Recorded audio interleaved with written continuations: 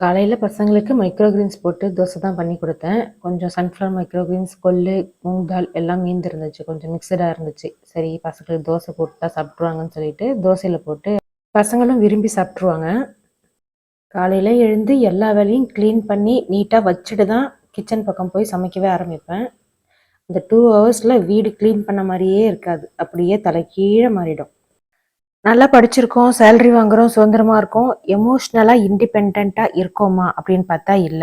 எமோஷ்னலாவும் இண்டிபெண்டன்ட்டாவும் இருக்கணும். யாரும் சொல்லியும் குடுக்கறதில்ல. எல்லாரும் சொல்றது என்னன்னா, அட்ஜஸ்ட் பண்ணிக்கோ. ஃபேமிலிக்காக அட்ஜஸ்ட் பண்ணிக்கோ.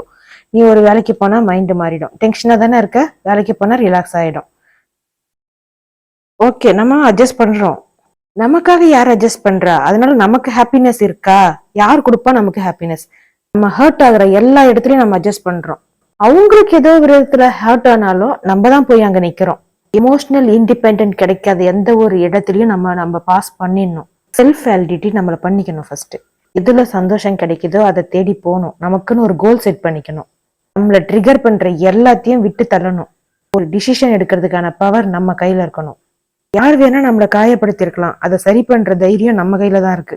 அதுக்கப்புறம் யாரெல்லாம் நம்மளை காயப்படுத்துறாங்களோ அவங்கள்ட்ட இருந்தெல்லாம் நம்ம விலக ஆரம்பிச்சிடணும். அது யாரா இருந்தாலும் சரி. எல்லா வேலையும் முடிச்சதுக்கு அப்புறம் ஒரு குட்டி கிளாஸ்ல ஒரு குட்டி காஃபி சூடா குடிக்கிறது தான் என்னோட மைண்ட் ரிலாக்ஸ். எல்லாரும் கப்பில் ஊற்றி அழகா ஸ்டைலா குடிப்பாங்க. எனக்கு அந்த கப்பில் குடிக்கிறது சுத்தமா பிடிக்காது. எனக்கான குட்டி கிளாஸ் குட்டி காஃபி சூடா.